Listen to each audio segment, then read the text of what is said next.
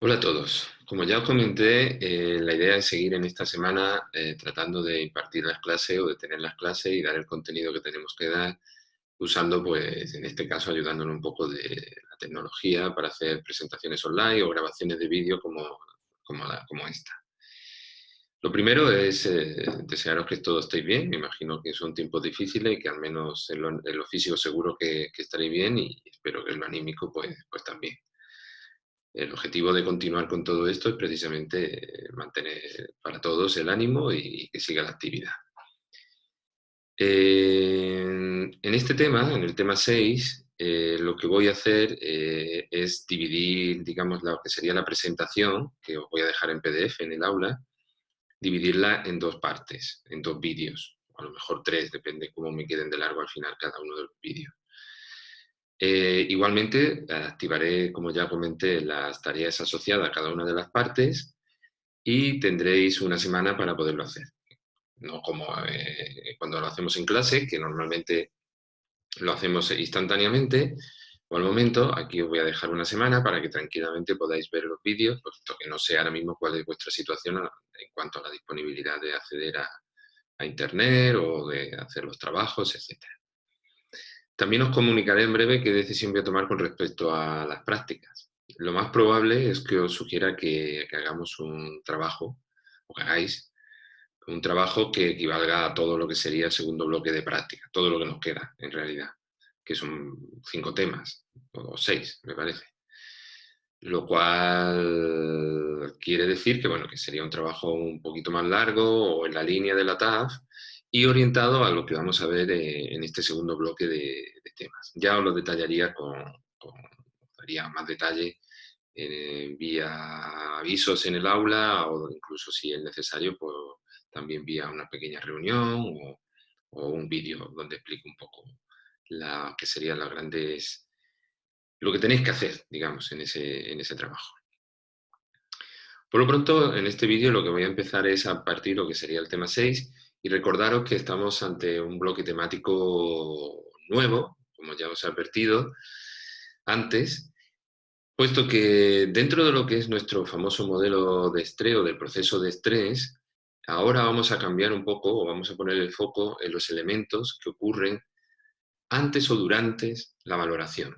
Recordar que según nuestro modelo de proceso de estrés tenemos que distinguir entre una serie de etapas, que aquí las representamos linealmente, pero que siempre tenéis que tratar de recordar que todo es mucho más interactivo y dinámico, y por lo tanto la linealidad que veis aquí también tenéis que imaginaros que implica que hay influencias mutuas con respecto a cada uno de estos elementos o componentes del proceso de estrés. Pero bueno, insistiendo en lo que sería el modelo simplificado tal y como lo hemos estado representando, pues tenemos que distinguir, por una parte, lo que sería las demandas de la situación o del entorno, es decir, aquella situación que genera de pronto una serie de demandas, eh, que si esas demandas se transforman en estresores o interpretan como estresantes o no, va a depender, como ya hemos dicho muchas veces, de la interpretación que se haga. Hay situaciones, hay demandas que generalmente a todo el mundo le van a parecer estresantes, pero ya sabéis que eso también va a variar mucho en general de las características de la propia persona. Y en ese sentido, eso queda representado por lo que llamamos en el modelo vulnerabilidad. Todo lo que es particular o idiosincrático del entorno y todo lo que es particular o idiosincrático del sujeto o la persona es lo que llamamos vulnerabilidad. Perdón, vulnerabilidad una cosa y las demandas las otras. Recordad que eso, con la conjunción de ambas, la vulnerabilidad se refiere a cómo somos y qué sensibilidad tenemos a determinadas situaciones, interpretarlas de una manera específica, ¿no? Y sobre todo lo que nos interesa aquí, como estresantes. Recordad que el elemento clave en la generación del proceso de estrés es lo que llamamos valoración o interpretación, que es lo que ocurre cuando hacemos un balance entre lo que el entorno, las demandas del entorno nos están solicitando y nuestra disponibilidad de recursos para afrontarla. Cuando ese balance, cuando existe un cierto desequilibrio, cuando esas demandas parecen un poco más de nuestra disponibilidad actual de recursos, se genera una sensación de estrés. Y esa sensación de estrés, como hemos hablado muchísimas veces, se acompaña de diferentes o puede dar lugar a diferentes tipos de reacciones. Esa interpretación de estrés puede dar lugar a diferentes tipos de reacciones. Nosotros nos hemos centrado sobre todo en las que tienen que ver con ansiedad, puesto que son también de las más comunes. Pero recordar siempre que esas interpretaciones de desequilibrio entre las demandas y nuestros propios recursos pueden interpretarse de una forma que podríamos ver como más positiva si haciendo lo que llamamos una interpretación basada en reto. La idea de que vemos esta situación como un reto en el cual nosotros podemos tratar de reclutar nuevos recursos, nuevas capacidades para tratar de afrontarlo y salir airosos de ello. Igualmente, hay situaciones en las que ni reto ni estado de ansiedad, caracterizado, por cierto, el estado de ansiedad, como ya sabéis, por percibir la situación como amenazante, como peligrosa para nuestros propios intereses y tener reacciones que son características de ese estado de ansiedad, como preocupaciones, reacciones somáticas, etc. Pero también cabe, y eso es importante porque en este segundo bloque temático haré más a menudo referencia a este otro rasgo, que tengamos una reacción tipo depresivo, en el sentido de que a lo mejor la situación estresante, las demandas que nos impone, no tenemos muchas posibilidades de revertirlas.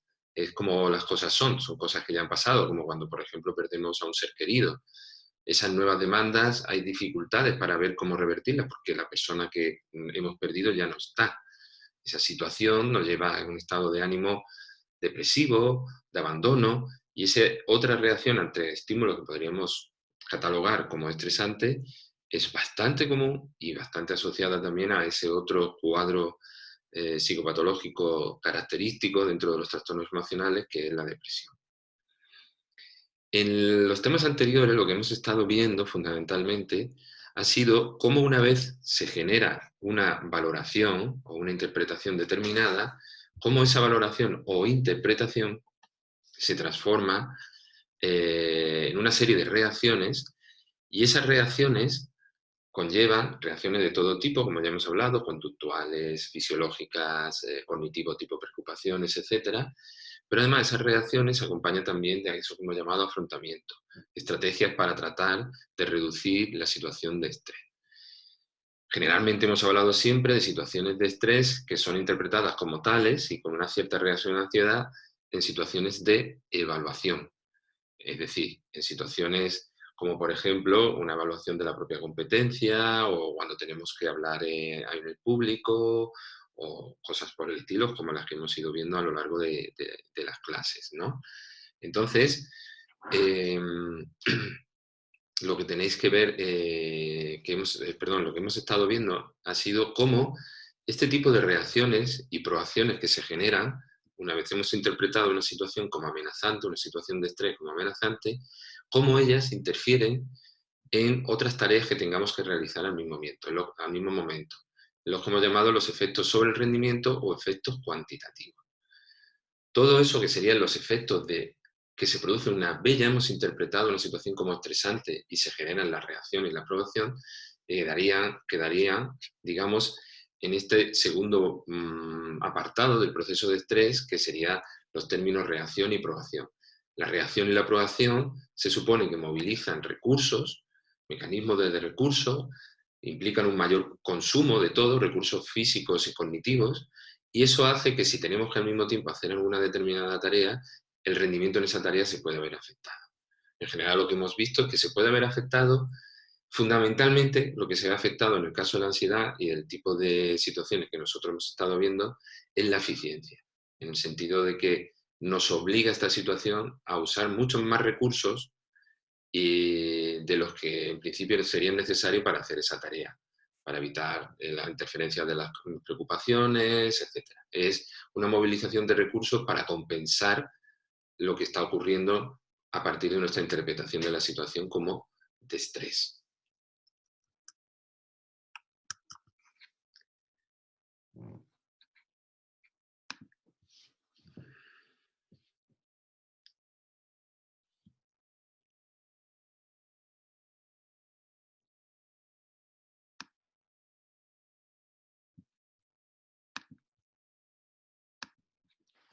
Bueno, supongo que habéis notado que he hecho un pequeño corte Es que, bueno, ya sabéis que tengo la costumbre de beber bastante cuando estoy en clase y necesitaba dar un trago de agua. Pero continúo por donde iba.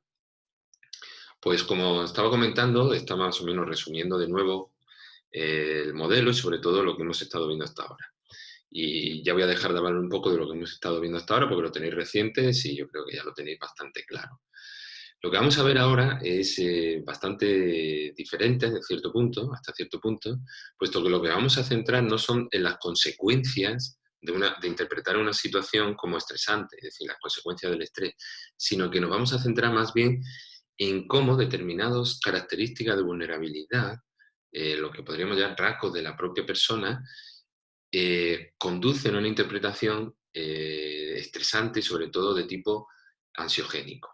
Es decir, de tipo de ver amenazas en situaciones, generalmente de nuevo hablaremos sobre todo de ansiedad de evaluación, ansiedad social, etcétera, pero de nuevo estaríamos hablando de un entorno característico, unas situaciones particulares que podrían ser interpretadas como de tipo como estresantes o como potenciales estresores, pero que es la vulnerabilidad, el disponer de una cierta tendencia a ver las cosas, a atender las cosas y a pensar en las cosas de una determinada manera, lo que nos hace interpretarlas como amenazantes. ¿Vale? Entonces son efectos que vamos a llamar cualitativos y que tienen que ver con lo que podríamos llamar mecanismo de alarma, con ese estar pendiente un poco en alerta sobre la situación, tratando de interpretar y ver todo lo que rodea la situación como negativo. Lo vamos a ir viendo más claramente en los siguientes. Se ha atascado. En la siguiente diapositiva. Los efectos cualitativos, y los diferentes temas que vamos a ir viendo, los vamos a dividir en tres tipos fundamentalmente. Son efectos cualitativos de la ansiedad y del estrés, y con esto quiero decir que no solo tienen que ver con el hecho de que las personas que muestren un cierto rasgo, como el rasgo de ansiedad general o ansiedad social o ansiedad hacia la evaluación, muestren una tendencia a producir este tipo de interpretaciones y este tipo de efecto más, sino que en situaciones de estrés es posible que muchos también lo hagamos. Solo que puede estar potenciado, como veremos, por poseer para las personas que tienen el rasgo de ansiedad o que tienen, de hecho, algún tipo de trastorno de tipo ansiogénico. ¿Vale? Entonces, lo que vamos a ver es toda una serie de estudios y de mecanismos que se han ido estudiando y que han dado lugar, como veremos más adelante, y que formará posiblemente parte del trabajo que vais a hacer, a toda una línea de intervención nueva dentro de lo que serían los trastornos emocionales. Y son líneas de intervención que está basada en eso que conocemos o que se llama como secos cognitivos. En este caso estamos hablando de secos cognitivos que tratan de priorizar la información de peligro. En general vamos a hablar sobre todo, como ya he dicho, sobre secos cognitivos de la ansiedad, aunque igualmente en algunos instantes haré mención también, especialmente en otros temas, no en este que vamos a ver hoy, a secos cognitivos en la depresión. Esos sesgos cognitivos lo que llevan es a priorizar lo que es la información de peligro, el procesamiento de la información de peligro. Eso ocurriría en distintos niveles cognitivos. Por un lado tendríamos los niveles de atención, a que atendemos preferentemente, cuando mostramos estos sesgos, lo que ocurre es que estamos atendiendo preferentemente a información amenazante o de peligro. En el caso de los de interpretación, sería cómo interpretamos situaciones que podrían ser hasta cierto punto ambiguas, es decir, situaciones que no todo el mundo vería como amenazantes, sin embargo, las personas que muestran rasgos de ansiedad o que se encuentran en una situación de estrés por otras razones, tenderían a interpretarlo como negativo. Eso lo veremos en el próximo tema.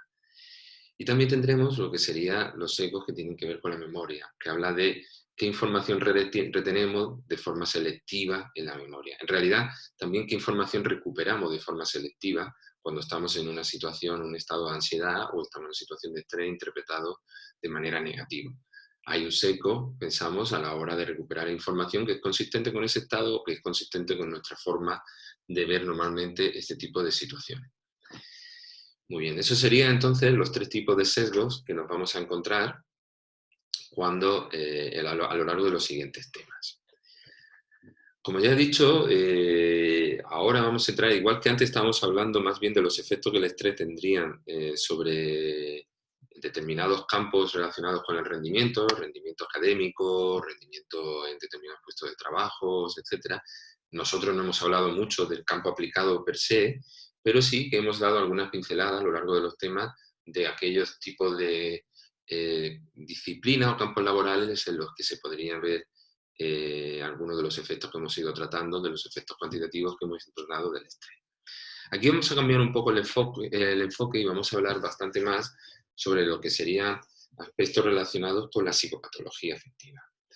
Y me gustaría, antes de seguir hablando de lo que son los sesgos cognitivos, tratar de aclararos un poco y contextualizar esto de los sesgos cognitivos dentro de todo lo que serían los enfoques cognitivos que existen a la hora de abordar los problemas afectivos, la psicopatología afectiva.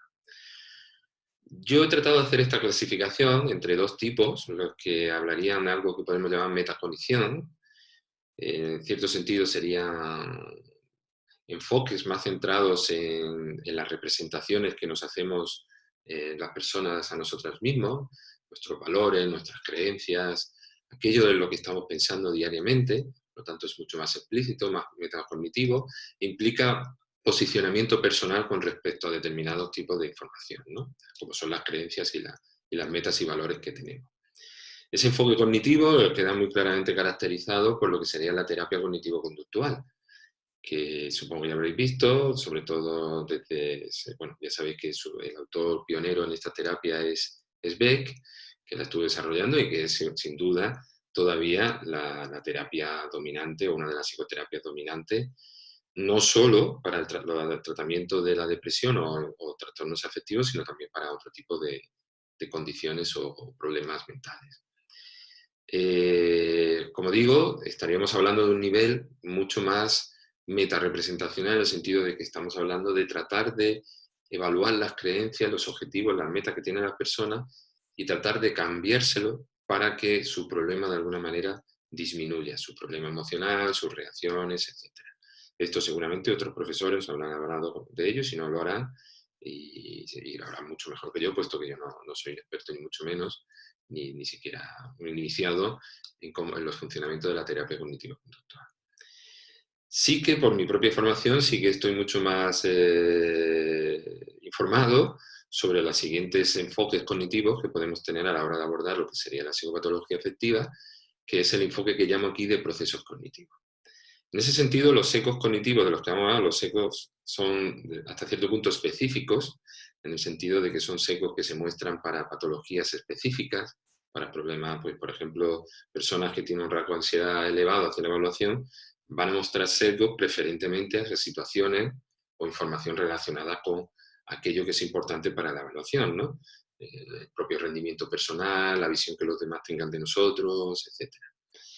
Entonces, ese sería uno de los enfoques, el enfoque que nosotros vamos a tratar, pero también me gustaría decir que hay recientemente también mucho interés y una concepción que tiene un de sus raíces en concepciones clásicas de la relación entre cognición y emoción, que postula o que se centra en lo que podríamos llamar los déficits cognitivos generales.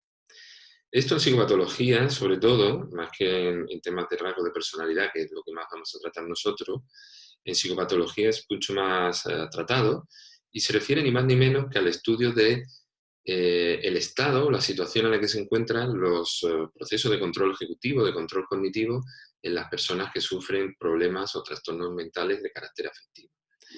En el caso de la depresión, por ejemplo, hay toda una corriente que implica que las personas con depresión tienen problemas de control cognitivo para inhibir probablemente pensamientos negativos, etcétera, y que es un déficit general, es decir, es un problema inhibitorio general y que si interviniésemos sobre ese proceso, entrenando ese proceso de forma general, no específicamente para los contenidos que son preocupantes para una persona con depresión o una persona con ansiedad, sino entrenando el proceso en general con tareas abstractas que no tengan nada que ver con los problemas que tienen las personas, pues a lo mejor conseguiríamos un mejor rendimiento. Creo que ya os he hablado también de lo que sería el tratamiento con estimulación cerebral, y el tratamiento con estimulación cerebral en cierta manera se parece a este enfoque de procesos cognitivos centrados en el déficit general, puesto que mientras esto propone un entrenamiento en control cognitivo para mejorar el estado emocional de la persona, algo así como inducir a nuestra razón, controlar la emoción, el entrenamiento, la estimulación cerebral se centra en, de alguna manera, facilitar estos procesos también de control cognitivo mediante la activación, de alguna manera, de lo que serían las áreas que creemos que están principalmente implicadas en todo lo que tiene que ver con el control ejecutivo, control cognitivo, etcétera. Inhibición, retención en memoria, etcétera. Sin duda, hablamos del área que ya hemos hablado también antes, porque es importante para la memoria de trabajo, que es donde realmente ponemos en marcha nuestro proceso de control cognitivo, y es la corteza prefrontal dorsolateral. Muy bien, mantened esto en mente porque quizá os ayudará a ver cómo lo que nosotros vamos a ir tratando los siguientes temas se enmarca en una perspectiva más amplia, que es los enfoques cognitivos a la hora de interpretar y tratar lo que sería la psicopatología afectiva. Como digo, a la derecha lo que veis representado son el tipo de corriente de intervención que se ha generado, terapéutica que se ha generado. La cognitivo-conductual, la modificación de sesgos cognitivos, de la que hablaremos y de la que pretendo que hagáis el trabajo para lo que sería el bloque de práctica de esta segunda parte de la asignatura, y el entrenamiento en control cognitivo. Muy bien, avancemos. Los sesgos cognitivos, ya centrándonos en lo que serían los sesgos cognitivos, y sobre todo en el caso de la ansiedad clínica, pueden ser importantes en lo que sería la ansiedad clínica porque pueden jugar papeles distintos pero muy relevantes en lo que serían diferentes aspectos de la patología emocional y de la ansiedad clínica en particular. Por ejemplo, es posible que los sesgos cognitivos puedan hacer que episodios de cualquiera de los trastornos que conocemos de ansiedad, la ansiedad generalizada, el estrés postraumático, la ansiedad social, etcétera, el ataque de pánico y la fobia, es posible que estos sesgos que vamos a ver, sesgos de atención, de interpretación de memoria, puedan ser responsables de la aparición de un episodio o incluso de la primera aparición de un episodio en pacientes que tienen ansiedad clínica. Recordad siempre que las patologías afectivas en general, bueno, mentales en general, son cíclicas, en el sentido de que no estamos permanentemente en un estado de ansiedad patológico. En general, bueno, puede haber casos muy graves que no salgan, pero en general es cíclico, y sobre todo en el caso de depresión es muy evidente, donde hay periodos prolongados muchas veces, donde se está en estado depresivo y después otros periodos en los que no. A veces esos periodos pueden prolongarse mucho y tratar o no tratar evitará, uno, que sean muy largos esos periodos y dos, evitará a lo mejor que se produzcan recaídas. Es posible que hay personas que solo tienen 1 o 2 episodios en su vida, mientras que otros están condenados a tener muchos. Lo mismo se aplica un poco a la ansiedad y lo que quiero indicar aquí es que los sesgos cognitivos, que vamos a ver, atención-memoria, pueden facilitar esa primera aparición. Eso sería un papel causal muy importante, lo que los convierte en algo muy interesante para estudiar porque deberíamos tratar de cambiarlos y evitar esas apariciones de episodios de ansiedad. Lo mismo ocurre para el mantenimiento. Quizás estos sesgos cognitivos no son tan importantes para la aparición, sino que son importantes para que se mantenga. Es decir, una vez estamos ya en un estado de ansiedad, el estar permanentemente interpretando las situaciones como amenazantes y negativas, mirando y atendiendo solamente a lo que es negativo y recordando solo aquellos que nos lleva a pensar en lo que es negativo, pues evidentemente esa situación va a hacer que nuestro estado se mantenga, no lo va a eliminar.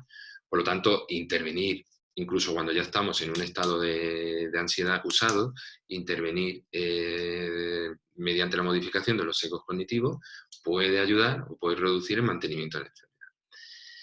Y lo mismo ocurre en el caso de la recurrencia. Como he dicho, las enfermedades o los trastornos mentales, especialmente los emocionales, son cíclicos. No es algo que estemos permanentemente, sino que vamos sufriendo episodios con intervalos relativamente, bueno, unas veces pequeños, otras veces más grandes, pero intervalos entre episodios. Y para evitar la recurrencia, a lo mejor es bueno también prestar atención a si los sesgos cognitivos juegan algún papel en la aparición de un nuevo episodio o a que vuelva a haber recurrencia.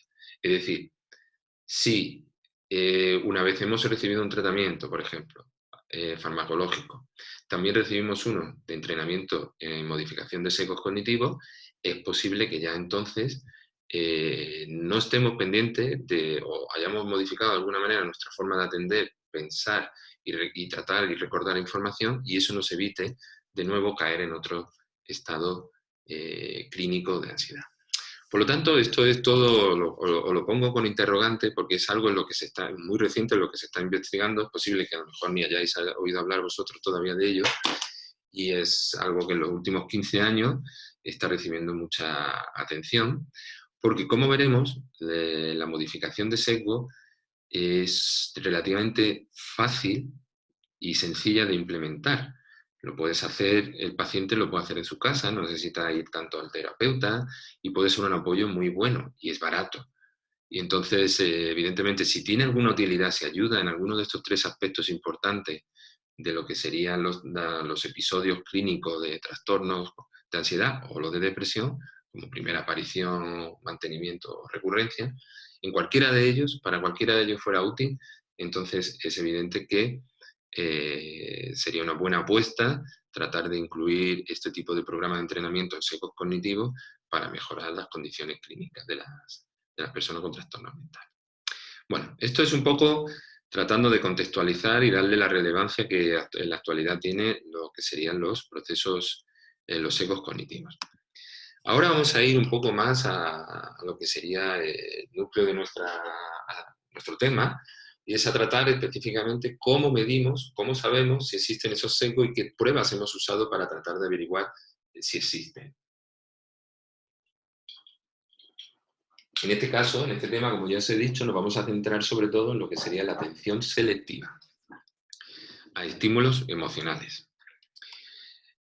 Aunque es importante la atención visual como la auditiva, en este caso lo que vamos, porque la mayoría de la investigación está hecha en la atención visual, nos vamos a centrar sobre todo, como digo, entonces, en lo que sería la atención visual selectiva a estímulos emocionales. Vamos a tratar de ver qué significa eso de selectiva. Como ya he comentado, creo que esta diapositiva ya la he visto alguna que otra vez, pues vivimos en un entorno en el que tenemos muchísimas fuentes de información. Y considerando lo que sería la atención visual, nuestra atención visual es limitada. No podemos atender a todos estos estímulos que se nos presentan en diferentes posiciones de nuestro espacio de 360 grados, ¿no? Por lo tanto, esto se basa en que nuestra visión, para empezar, solo puede mirar hacia el frente, puesto que no tenemos ojos en la espalda, como en la cabeza, en la parte de atrás de la cabeza, como ya sabéis. Y además, no solo es que podamos mirar al frente, sino que nuestra agudeza visual varía mucho en función de la ampliación de nuestro campo visual, ¿no?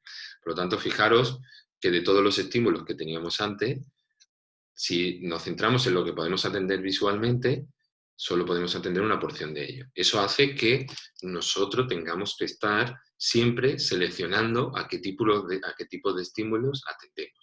Yo ahora mismo tengo la pantalla del ordenador en la que estoy viendo las diapositivas y estoy atendiendo a ella, y tengo algo de visión en mi campo periférico donde veo algún que otro libro, algún que otro cable, etc.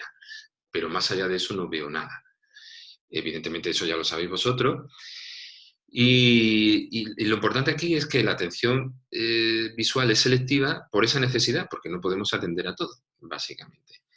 ¿Y a qué puede ser selectiva? Pues eso va a formar parte de nuestras preferencias, nuestras estrategias a la hora de aplicar la selección durante la atención a estímulos visuales. Como veis aquí representado, nuestra visión foveal es muy estrechita, solo 2 grados, y después la parafoveal sería otros 5 grados, mientras que la visión periférica es ya a partir de los 20 grados. Ahí ya prácticamente no veríamos nada. Para que os hagáis una idea, dado que no vamos a poder hacer probablemente la práctica en la que esto se muestra un poco mejor, para que os hagáis una idea, aquí tenéis representado o simulado cómo sería la visión de una cena. Esto es una cena reducida, porque lo estáis viendo en una foto. Imaginar una cena grande que está enfrente vuestra, ¿no? Donde tenéis a este señor, a este astronauta del bigote, justo en el centro de lo que sería vuestra visión foveal, y cómo se iría viendo todo conforme nos alejamos de esa visión foveal. Claro, cuando tenemos una fotografía y la podemos ver entera, pues lo vemos todo muy bien, ¿verdad? Más o menos, si nos alejamos lo vemos a todo con bastante nitidez. Pero si estuviésemos en la escena como tal, nuestra vista normal sería la que tenéis en la segunda fotografía. Aquí vemos clarísimamente a la persona a la que hemos fijado nuestra mirada, porque lo tenemos en nuestra fobia, Pero conforme nos vamos alejando de ese punto central o de visión foveal, todo se va difuminando hasta el punto de que ya prácticamente en los extremos solo vemos contraste muy grueso entre colores y formas, pero no somos capaces de ver con definición, por ejemplo, los rasgos de la cara. Lo que veis abajo sería la visión que tendría una persona que hubiese tenido una degeneración macular, es decir, que hubiese perdido su visión foveal. Puesto que la foveal y periférica van por diferentes vías celulares, uno puede perder una y no la otra. Esta persona vería bien su campo de visión circundante, pero tendría dificultades o no vería en absoluto todo lo que cayese en el campo visual de su fobia. Muy bien. Creo que esto queda claro, es algo que seguro ya vosotros sabéis, que conforme nos vamos alejando de nuestra visión foveal, pues vemos menos. Eso nos obliga a tener que ser selectivos. Y una cosa que me gustaría a lo mejor también destacar aquí es que hay estudios, y a lo mejor nosotros hablamos de algunos de ellos en algunas clases posteriores, que indican que es posible que veamos o identifiquemos algunos rasgos emocionales de las caras, algunas expresiones emocionales, incluso en este rango que es más allá de la agorafobia y que está ya cercano a lo que sería la visión periférica absoluta. Aquí, por ejemplo, podéis ver con cierta definición lo que serían los principales rasgos de la cara, los ojos y la boca, y sobre todo podemos ver que hay una sonrisa, ¿no? Algo que casi, por más que nos esforcemos, no se vería en los extremos. Esto quiere decir que es posible que, aunque no tengamos una buena definición del estímulo, algunas cosas importantes de ellos podamos detectar usando lo que sería nuestra visión parafoveal, pero sobre todo parte de lo que sería nuestra visión periférica. Bueno, como digo, todo esto está justificado por el hecho de que nuestra visión es limitada, nuestra atención visual es limitada, y entonces tenemos que seleccionar. Y la pregunta entonces, cuando hacemos estos estudios sobre sesgo cognitivo, es si existe un sesgo atencional, es decir, una atención preferente a señales de peligro. Eso significa que ante multitud de estímulos, los de peligro se seleccionarían, se priorizarían entre otros estímulos. ¿Qué tipo de estímulos se han usado en los estudios para ver si existe este tipo de sesgo atencional o esta atención preferente a las señales de peligro? Pues fundamentalmente se han usado palabras e imágenes. Palabras, evidentemente, con contenido emocional, muerte, cosas por el estilo, o positivas también, o neutras, aunque lo que nos interesa es el sesgo hacia lo negativo en este caso, e imágenes que van desde imágenes de escena a imágenes de expresiones faciales. Y lo que también se han usado son tareas atencionales o que miden atención para buscar hasta qué punto se da esa preferencia por estímulos, por atender a estímulos que resultan amenazantes.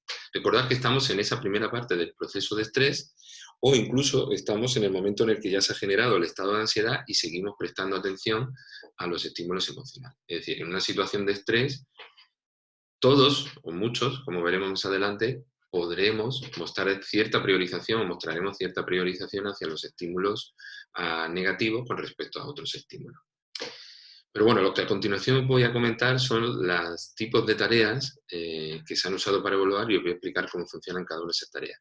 Y es importante porque algunas de ellas, especialmente la dirección atencional, se ha de alguna manera reformulado para poderla usar como intervención, no solo como medida de si las personas tienen sesgos emocionales. Vamos a ver en qué consiste la tarea. El estrés emocional, me imagino que todos estáis familiarizados con lo que sería el estrés clásico. El estrés clásico, recordar, es que vemos una lista de palabras con nombre de colores y las palabras están coloreadas con colores que son distintos o a veces coincidentes con el color al que se refiere la palabra, ¿no? En este caso no es así. Lo que tenemos es palabras emocionales, también neutras y positivas, y colores. En la tarea los participantes, recordad, lo que tienen que hacer no es leer la palabra, sino simplemente decir cuál es el color de la palabra. ¿Qué ocurre? Que el procesamiento de las palabras es automático, aunque no lo queramos, es algo que hemos aprendido también, que lo tenemos delante y automáticamente ya nuestro cerebro está generando muchísima actividad. La idea con este estrés emocional es que incluso cuando uno no tiene que nada más fijarse en lo que sería el color, la palabra está ahí delante y su significado emocional nos va a llegar. Y el hecho de que llegue su significado emocional puede alterar nuestro rendimiento en la tarea. En la tarea de decir a qué color es. Por ejemplo, yo tendría que en esta tarea, la tarea del participante sería decir negro, si empiezo por aquí, negro, rojo, amarillo, azul, verde, negro, rojo, amarillo, azul. Incluso, centrándome solo en el color, como digo, se supone que puede haber una interferencia porque el significado de la palabra, aunque no sea nuestro objetivo identificarlo, nos llega. Y eso podría producir interferencia en la tarea de nombrar el color. Y así es. En general, lo que se observa con este tipo de tareas es que los estímulos emocionales, de forma genérica, generan un mayor tiempo de reacción que los neutros. Fijaros que ahora mismo no estoy hablando ni de ansiedad ni de estrés, estoy hablando de que estos estímulos en general por sí mismos ya generan esta diferencia. El SECO, el cómputo del SECO será en las personas que generan esa diferencia, es decir, no a lo mejor todas las personas muestran la misma diferencia entre los tiempos de reacción para las emocionales que las neutras. Algunos a lo mejor muestran similares tiempos de reacción, mientras que otros a lo mejor muestran un mayor tiempo de reacción o muchísimo mayor tiempo de reacción de diferencias entre lo emocional y lo neutro. Eso sería la medida que deberíamos tomar como seco atencional y ver si realmente se da más en personas con ansiedad que no tienen, o personas sin ansiedad o en situaciones de estrés que de no estrés. Luego lo veremos. La cuestión es que esta es la forma en la que lo computamos. Si hay mayor tiempo para las emocionales, para las neutras, asumimos un cierto sesgo hacia la información emocional y especialmente negativa, que son los estímulos que nos interesan o que más hemos estudiado nosotros, en este caso, vamos a estudiar nosotros en este caso. Una cuestión importante dentro del paradigma de Stroop es qué causa la interferencia, es decir, qué es lo que está ocurriendo. Estamos haciendo las dos tareas al mismo tiempo. ¿Por qué se produce esa interferencia de una tarea en otra? Yo he dicho que es porque se procesa su significado, pero ¿qué ocurre? Pues que quizá ese significado, el procesamiento de ese significado, en el caso de las emocionales, genera una mayor atención, una mayor dedicación de recursos, en lo que podríamos llamar focalización. Como se dedican más recursos, pues eso interfiere con la tarea de nombrado. Es algo que se parece un poco a esos paradigmas que hemos estado viendo en los temas anteriores, en los que hablábamos de interferencia, en los que hablábamos de que la información o las preocupaciones interferían con la información que era relevante para hacer la otra tarea, ¿no? La tarea que teníamos que hacer y que estaba perjudicada o interferida por las preocupaciones. Pues aquí es el estímulo que ya le damos nosotros, el que de alguna manera puede interferir, puesto que su procesamiento reclama más recursos y entonces una mayor focalización de la atención y perjudica al desarrollo de la tarea nombrada. Hay otras interpretaciones posibles, por eso la tarea de Stroop ha sido de las mejores quizá para estudiar lo que serían los sesgos atencionales. Una de esas interpretaciones que a lo mejor no es tanto que la persona esté dedicándole más procesamiento a esa información, sino todo lo contrario, sino que esté tratando de procesarla. Como es negativa, trata de inhibir el procesamiento de ese estímulo. El resultado es casi una especie de evitación o de paralización en ese momento. Eso también podría generar que fuesen más lentos, puesto que al tratar de inhibirlo o paralizarse un poco ante la presencia de ese estímulo, sin que de hecho nos estemos focalizando mucho en él, también se produciría un retraso en los tiempos de reacción para las emocionales comparadas con las neutras, porque asumimos que las neutras no van a producir esa tendencia hacia la evitación o hacia la paralización. Por lo tanto, tenemos dos perspectivas. Una es, sí, estos estímulos están reclamando muchos procesos de atención y por eso interfiere con la otra tarea, o no, todo lo contrario, estos estímulos lo que están haciendo es que el sujeto trate de evitarlos y ya no es atención, sino el esfuerzo de evitarlos lo que hace que sea más lento o el tiempo de reacción para esos estímulos que los neutros. Hay otras tareas que permiten estudiar mejor si realmente estamos ante fenómenos puramente de atención o fenómenos relacionados con la evitación y la paralización. Y quizá la más famosa, la más utilizada, es esta otra, es la tarea de dirección atencional. En este caso, más que interferencia, lo que estamos midiendo es facilitación. Explico un poco cómo funciona la tarea para que veáis qué quiere decir. En este tipo de tareas, los participantes lo que ven es muchas pares de palabras presentadas como veis aquí en el centro. Primero ven un punto de fijación y después aparecen dos palabras puestas en diferentes posiciones, una arriba de la otra con respecto al punto de fijación. Una de ellas es neutra, por ejemplo, y la otra es negativa. O puede ser también positiva, pero vamos a centrarnos en lo que ocurre en este escenario que es más interesante para nosotros. Las palabras están presentes durante 500 milisegundos y a continuación aparece una flecha y el participante lo que tiene que hacer es responder a esa flecha. Es decir, las palabras no tienen que hacer nada, están ahí, pasan y su tarea es simplemente responder a la flecha. Y lo que tiene la flecha unas veces va a aparecer hacia la izquierda y hacia otra a la derecha. Y lo que tiene que hacer es, sobre dos teclas que habrá en el teclado señaladas, responder con la mano izquierda y responder con la mano derecha según la dirección que muestre esta flecha.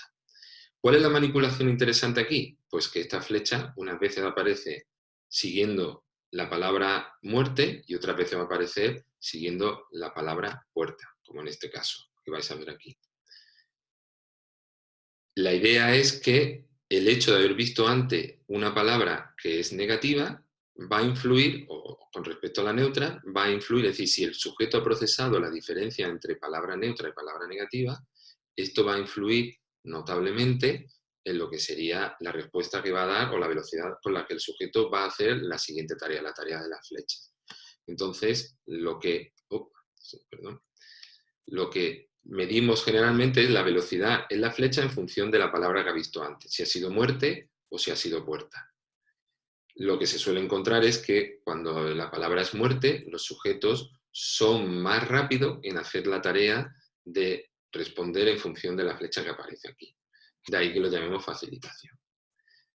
Recordad, las palabras no se ven, perdón, se ven, pero no tienen que ser procesadas, aparecen, y lo que estamos viendo es hasta qué punto lo que produce el simple procesamiento de estas palabras sin intención, porque aparecen y ya está, no tenemos que hacer nada con ellas, lo que produce sobre la tarea subsiguiente, que es la de responder en función de la dirección de la flecha.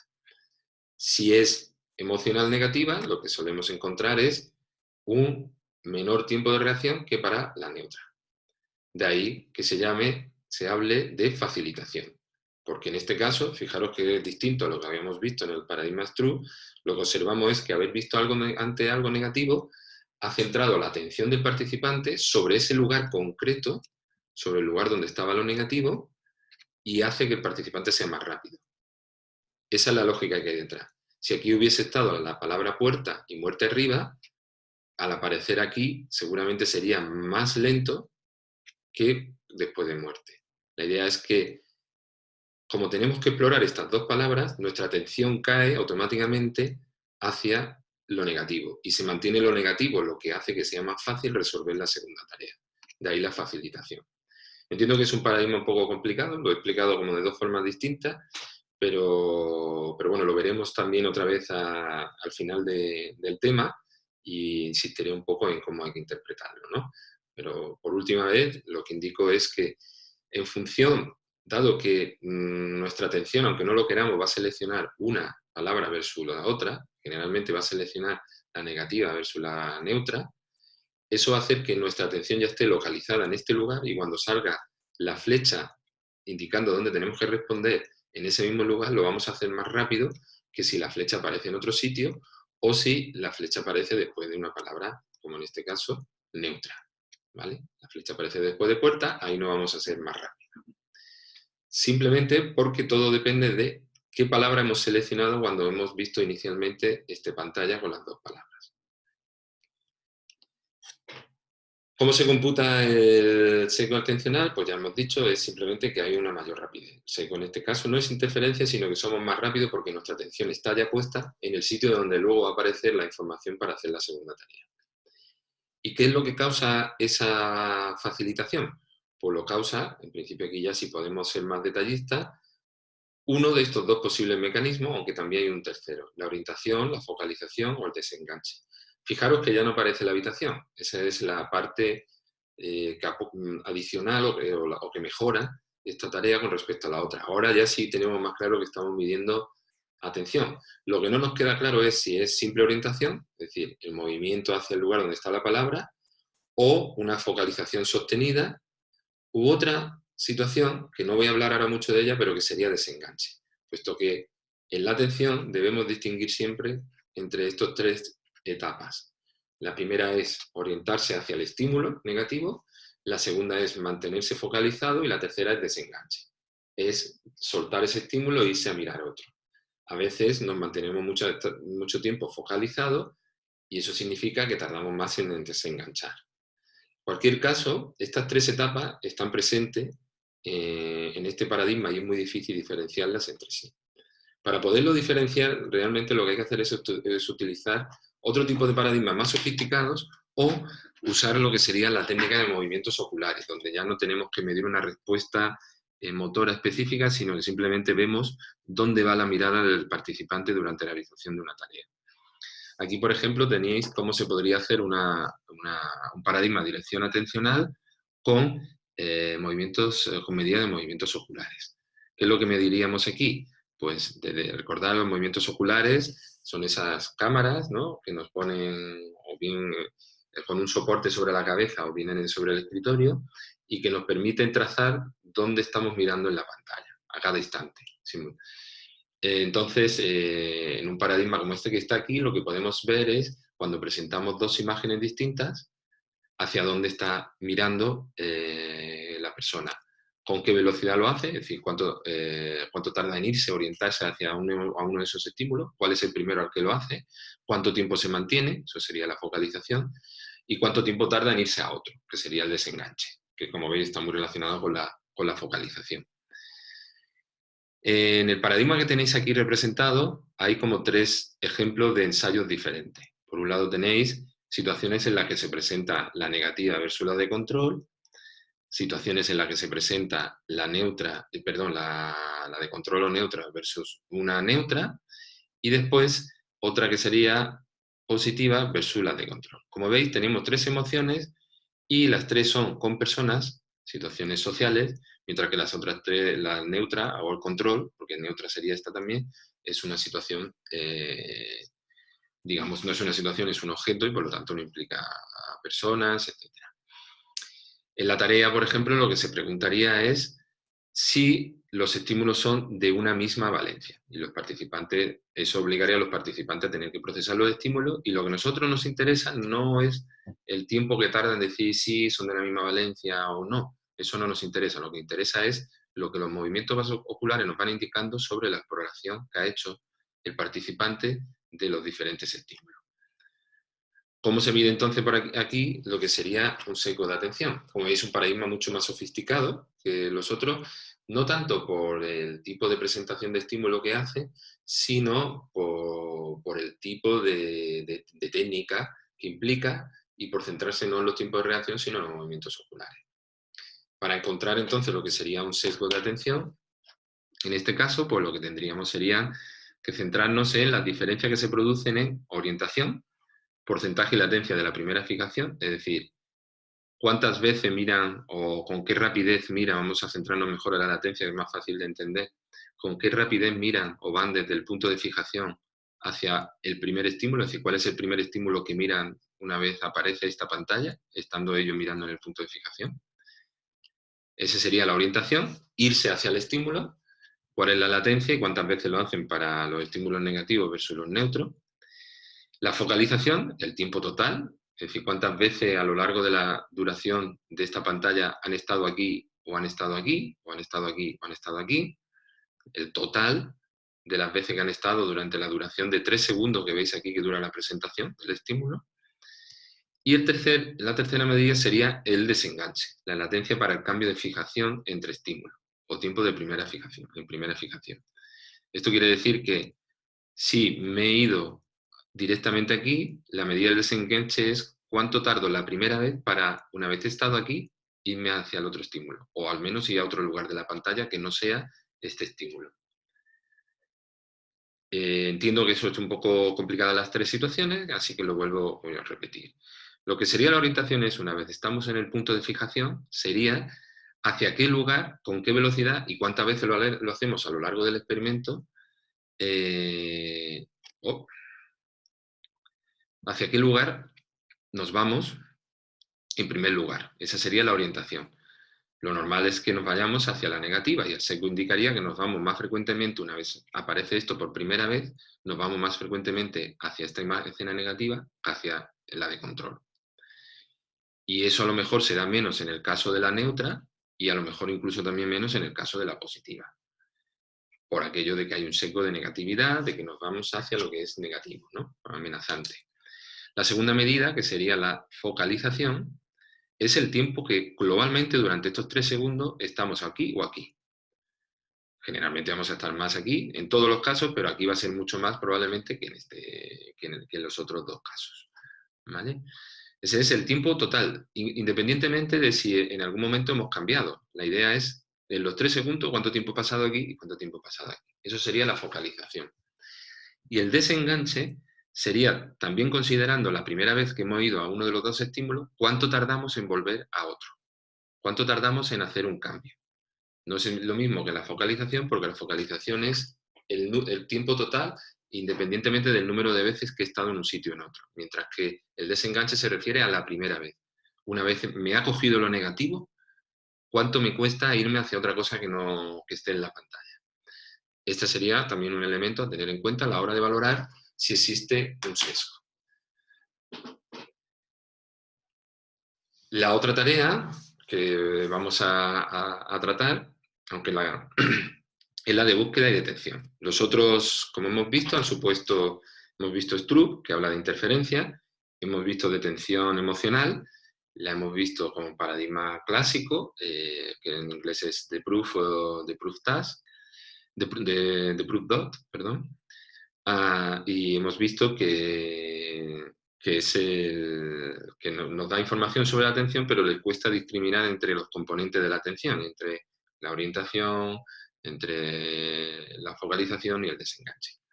Luego hemos visto que el uso de la técnica de eye tracking nos permite quizás estudiar eso, en paradigmas donde ponemos a competir directamente imágenes positivas o negativas. Se podría hacer igual con palabras, pero con imágenes es más potente encontrar efectos, ¿no? Y ahora vamos a ver otro paradigma que también se usa mucho y es la búsqueda de estímulos emocionales. En general, en esta tarea, lo que se les pide a los participantes es que indiquen si hay una imagen que es diferente. Como podéis ver en este conjunto de caras, hay una que es claramente diferente, todas son neutras, y hay una, que es esta que está aquí, que es de enfado. Imagino o espero que todos hayáis identificado que es de enfado y amenazante, por tanto, ¿no? Aquí tenéis otro ejemplo en el que lo que vemos es una cara que es distinta, que está en este caso en el mismo sitio y que sería de tristeza. Espero de nuevo que todo el mundo lo haya identificado correctamente, sobre todo porque las de tristeza a veces son más difíciles de identificar, ¿no? Déjame mirar un momento. Vale, todo va bien. Entonces, el paradigma la tarea consistiría en la siguiente. Los sujetos lo que tienen que hacer es, inicialmente aparece como siempre un punto de fijación y después aparece una pantalla en la que aparecen este conjunto de caras. Y ellos lo que tienen que indicar es si hay alguna cara diferente. Hay tres tipos de presentaciones. Una presentación en la que una de las caras es emocional y es diferente a las otras, otra en la que todas son neutras y otra en la que todas son emocionales. Es decir, no hay ninguna distinta para que haya respuestas que sean nos. No. Fijaros que en este caso la cara diferente con respecto a la neutra es una de alegría. Y en esto consiste, pero esto también lo podemos hacer, no solo, esto es un paradigma que, como digo, lo que permite es ver con qué facilidad detectamos, más que los componentes de la atención, nos permite saber con qué facilidad detectamos estímulos emocionales frente a otros estímulos simultáneos, ¿no? Aquí tenéis otro ejemplo, pero en este caso sería con presentación de escena. La idea es exactamente la misma, tenemos el punto de fijación, luego vemos el conjunto de escenas, en este caso son todas iguales, son todas setas, y salvo que alguno le tenga fobia a las setas, me imagino que no, pues nadie dirá que aquí hay alguna diferencia. Bueno, diferentes no son de todas formas, salvo que le tenga una fobia específica, ¿no? Y la tarea es lo mismo, es decir, si alguna de las fotos es distinta, hasta que aparece el ensayo. Igualmente, esto nos permite identificar con qué facilidad las personas detectan imágenes, como en este caso, que son negativas frente a otros conjuntos de estímulos, en este caso neutros. Y, por ejemplo, tenéis una muestra de lo que sería un ensayo en el que todas son neutras menos una que es negativa. Aquí tenéis lo contrario. una en la que todos son negativas, menos una que es neutra. Por tanto, aquí lo que vamos a ver es que posiblemente el tiempo de reacción de nuevo es más rápido. Recordar que solo en el caso del paradigma Struve podemos hablar de interferencia y de tiempos más lentos. Aquí con los secos lo que vamos a ver en general es que las personas que muestran el seco tienden a ser más rápido para lo emocional que para lo no emocional, y especialmente para lo emocional negativo.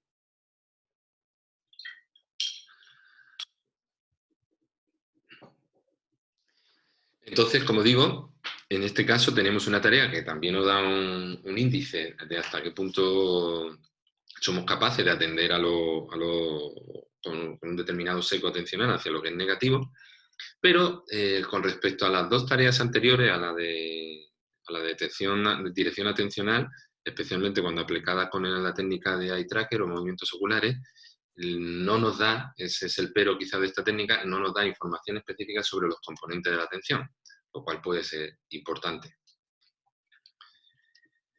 Bueno, para terminar un poco lo que sería esta primera grabación, este primer vídeo, voy a hablar entonces de lo que he estado mostrando son los paradigmas, cómo podríamos medir si hay sesgo o no, y ahora lo que os voy a indicar es que, como otras veces hemos hecho, es qué efecto tiene la ansiedad y el estrés, la ansiedad considerada como rasgo, en los diferentes paradigmas.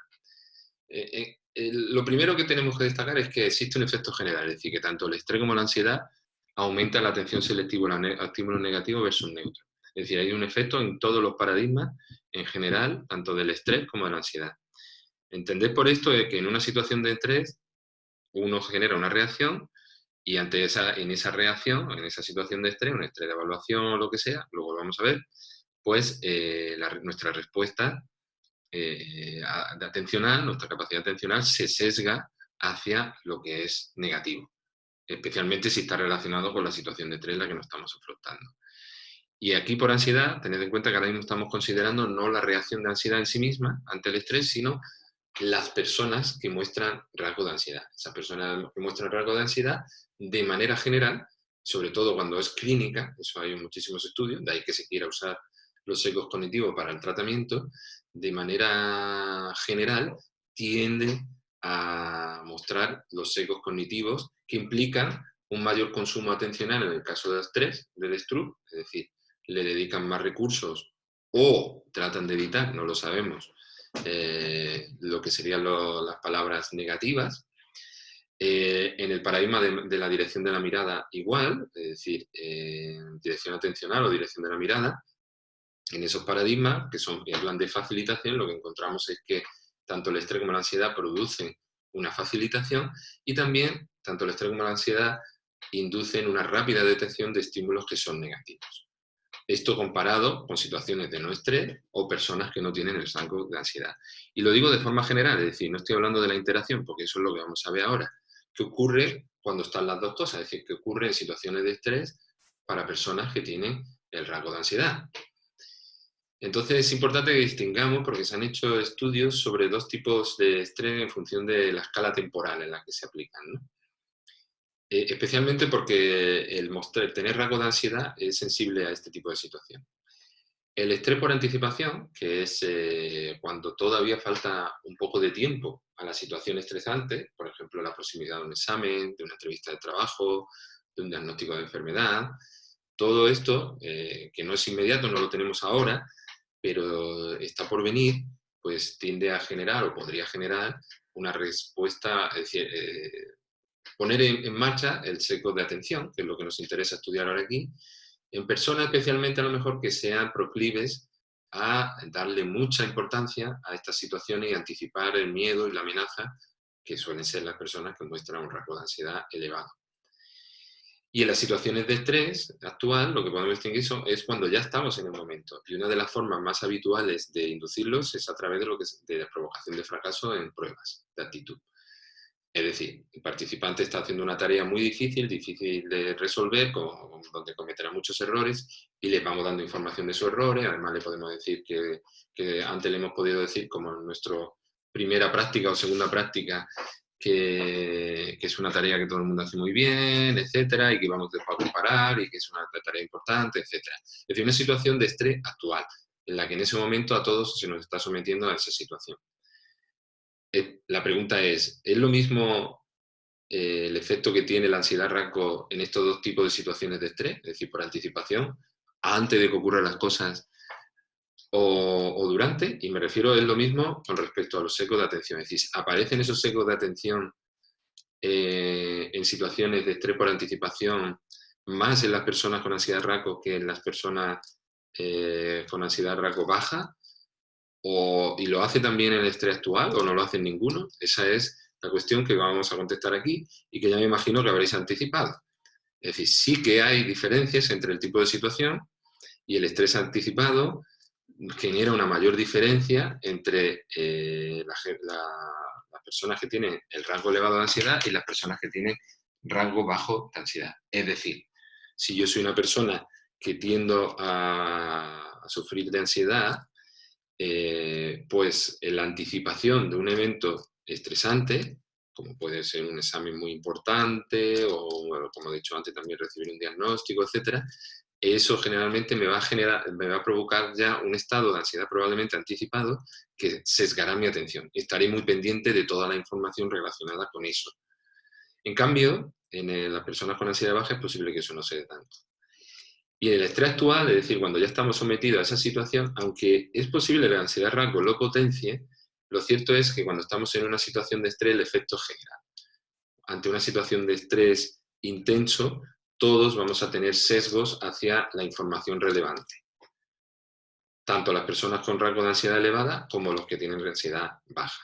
¿Por qué? Pues porque ya todos estamos sufriendo el estrés y nuestra atención generalmente ya va a ser difícil que la quitemos de esa situación de estrés, especialmente si la estamos interpretando como una situación estresante negativa y no como una posibilidad de reto, etc. Es decir, existe un efecto general en las situaciones de estrés, donde todos vamos a mostrar, comparado a situaciones de no estrés, una tendencia a mostrar a sesgos de atención hacia información negativa. Y además, cuando es estrés anticipado, es decir, cuando falta tiempo para que llegue esa situación, las personas que tienen el rango elevado de ansiedad son las que van a mostrar ese efecto de sesgo atencional hacia la información negativa comparado con las personas que no tienen ese rango de ansiedad elevado. ¿Por qué? Bueno, pues como ya he anticipado, porque el estrés induce un estado de alerta y alarma en todas las personas. Y el estrés anticipado lo que provoca es una focalización, en el caso de las personas con rango elevado, una focalización atencional temprana, estamos anticipando el peligro, el riesgo, mientras que las personas con rasgo bajo lo que provoca es quizás hasta una evitación intencional, puesto que no se ve ningún estrés inminente y estamos totalmente despreocupados. Me vais a permitir que haga de esto un símil con la situación que estamos viviendo, puesto que lo hemos vivido en las últimas semanas y ahora mismo. Ahora prácticamente todos, seamos personas con alto o bajo estrés, estamos preocupados, algunos más que otros, evidentemente, porque todavía son muchas las incertidumbres sobre lo que va a pasar con el coronavirus. Pero estos días atrás era fácil ver cómo había gente que estaba mucho más preocupada, muchísimo más preocupada por los primeros datos que otros. Y era gente que a lo mejor, si uno lo hubiese valorado bien, hubiéramos podido tener acceso a ellos, probablemente son personas que tienden a mostrar un rango elevado de ansiedad. Habría otras características que influyen, ¿no? Como el nivel de información, etcétera. Pero esas personas, además, yo por ejemplo, lo he podido vivir, vosotros lo estaréis viviendo ahora, estaban focalizadas ya en la atención. Es decir, ellos ya estaban preocupados y prestaban mucha atención a los datos, a lo bueno, a lo malo, que podría ocurrir, etcétera. En un mundo con tanta incertidumbre, en una situación con tanta incertidumbre como esta, pues evidentemente está claro que eso aumentaría la ansiedad y esas personas estaban más ansiosas. Todos seguramente hemos conocido a alguien que estaba mucho más preocupado y otros que pasaban totalmente. Ahora es más difícil encontrar los que pasan, aunque seguramente existen, pero en general, sobre todo porque todavía hay incertidumbre. Alguno no está sufriendo directamente o piensa que no lo está sufriendo directamente. Pero en general todos estamos un poco ya verdaderamente en alerta y sobre todo todos estamos prestando atención a la información.